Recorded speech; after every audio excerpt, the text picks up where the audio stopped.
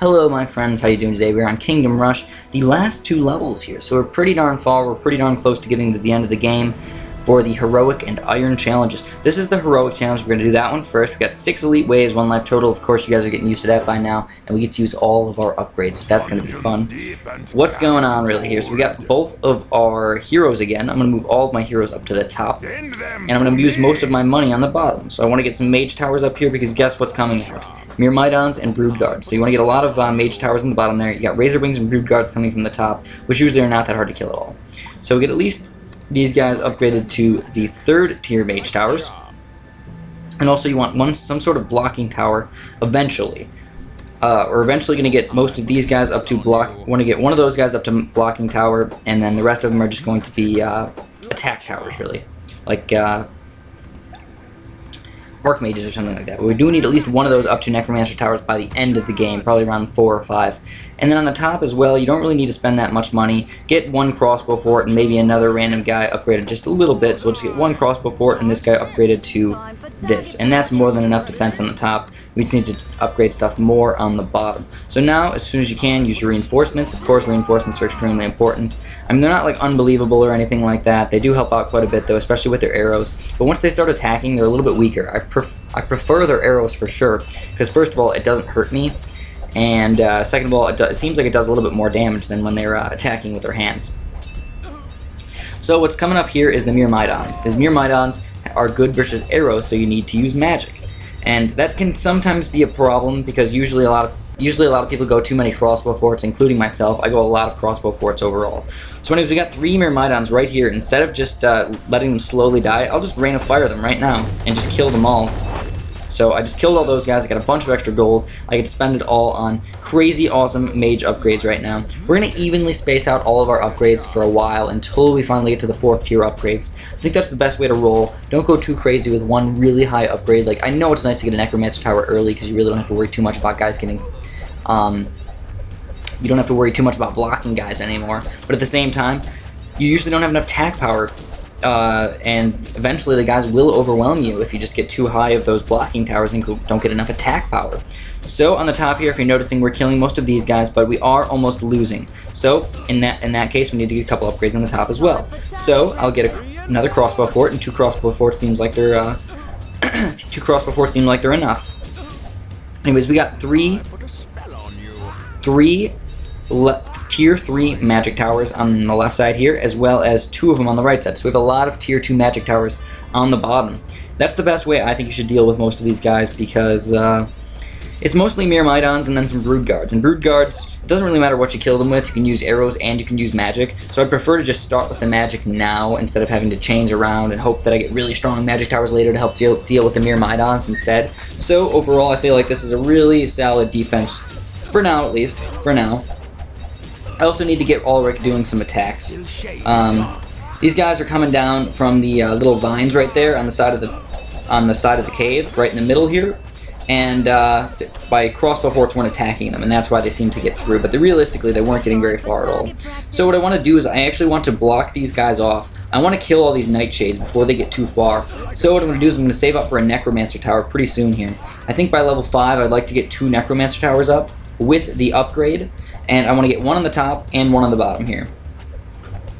So what I'm going to do is I'm just going to use some reinforcements here just a little bit. I mean, that was probably not the best spot to use reinforcements, but we're okay. I'll just rain of fire these guys, kill them, and I'll get a Necromancer Tower right from like, I don't know where to get it. I don't know. I guess well, any spot would have worked really. We'll get this guy up, and now that's just enough. We're just going to get that 0-1 Necromancer Tower for now. Anyways, ooh, look at this. We got a Brute coming out. So I'm just going to keep him stalled as long as possible. But if you notice, my reinforcements don't do anything. He just runs right through those guys. Just slash, slash, and burn. Slash and burn those reinforcements, and we'll just run right through them. Hopefully my Necromancer Tower will be able to do enough damage. I mean, obviously the Necromancer Tower seems like it's doing a lot of damage. But you never know when he's just going to slice through everybody. Now what I could do is just use Ulrich really fast to help come down here and stall, but I'm pretty sure I'm going to beat this Brute in time. I have these 3 Mage Towers, and all those other guys are kind of weak. So what we're going to do is we're just going to send out the next wave. I get a bunch of extra gold, and now it's a Necromancer Tower time for the bottom here, if we can afford it, of course. Necromancer Tower. And also, I want to put my rally point kind of near the end, just in case any Nightshades get through. The Nightshades and the teleport guys, those guys are a pretty big problem, especially when they're coming out of the middle over here. I think what I'm going to do with my reinforce these guys back here, I'm going to move them back just a little bit, just in case those guys teleport sort of near the end of the map. So now that I have 2 Necromancer Towers, I feel pretty safe. You know, I feel like I have a pretty darn strong attack all around. No guys are going to get through too easily. But also, there's a lot of teleportation guys. So I'm just going to use my Rain of Fire right on these teleportation guys, help deal with them just a little bit. Obviously, that wasn't like the best time for the Rain of Fire, but it really didn't matter too much. I have a bunch of gold that we can use to buy Archmages and also to buy a high-level Templar. So now we have a really nice Templar. No guys should be able to get through here. I have a really solid blocking defense. Skeletons, got this Knight over here. I got these Templars in the back just in case guys teleport through. And then also I can just upgrade these guys as well to Archmages. So if you're noticing, I want to actually move this guy back just a little bit more and put him in the back here. The Skeletons are able to like distract all of the guys anywhere in this area right around here in between those 3 towers. I know it's hard for me to point. If I had a mouse, I could point a little bit easier, but I'm using obviously a touchscreen. So I think we need more defense on the top than the bottom. So let's start building some things. Let's start sending some. We can get upgrades for these. Increased range attack damage by 30 points. That's okay. Throw an explosive keg that does 60 to 100 damage. That sounds better. So we'll just get some explosive kegs. And obviously that's not going to affect any of the flying guys. But the flying guys, like I said, they're not a problem at all. We never have to deal with the flying guys. The only way that they can ever be a problem is if you have some sort of guy that runs underneath them that tanks damage. For example, if you have a brute running underneath them, then they can possibly be a problem. Anyways, there's a really easy way to deal with these guys. All you have to do is use your reinforcements and block them, and then your mage towers and stuff will actually just completely own them. Any sort of attack towers will own them if you block them. You just have to block them for long enough and have them not build guys. So, look at that. That guy's going to be taken down really fast. I mean, they do have quite a bit of health, actually, 800, so that's not like nothing. Most of these guys are actually beating all of my skeletons. So they're beating all my skeletons. I need more attack power down here. I really don't have enough attack power. So, that being the case, let's get some Pestilence.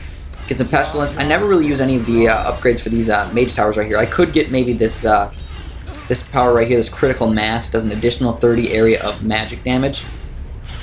Well, it's only a 35% chance of dealing an additional 30 area magic damage.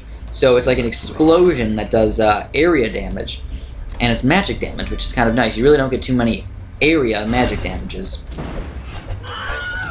Anyways, if you notice, those guys just threw those exploding kegs and did lots of damage to all those little knight scales and stuff, so that's kind of nice. But I feel like I don't have enough defense on the bottom here again, so I will get that upgrade. I will get this Critical Mass upgrade, especially because I have a lot of blocking power. Because I have a lot of blocking power, people are all going to go into one specific area, and then I can shoot a nice Critical Mass and do some explosive damage to them, which is definitely nice. And a lot of guys coming on the top here, so instead of actually dealing with all of them, I'm just going to Rain of Fire them. Yep, indeed, I'll Rain of Fire them, we'll block these guys off just a little bit, and hopefully we'll be able to kill them really easily with some of my crossbow forts and some of the magic damage. Now, the only problem with these guys is they do create giant, full armies for me to have to actually kill, but if you kill a couple of them, you can actually beat them fairly easily. So anyways, I'm going to move Ulrich all the way down here. I feel like beating this brute isn't... Holy crap, how did that brute die? Was there some sort of critical hit or something? I don't know, I just felt like that brute had full health, and then all of a sudden he had no health. Oh, this is the final wave, too. So, actually, we're doing fantastic right now. We just beat that challenge really easily. This brute is about to die as well. We can just use our reinforcements just because we can. And Ulrich will run up there and slice his arms off just for fun, just because he can. And that is the end of this heroic challenge. Hopefully you guys enjoyed. If you did, please press like. If you want to sub, go ahead and do that. Thanks for watching. Have a great day.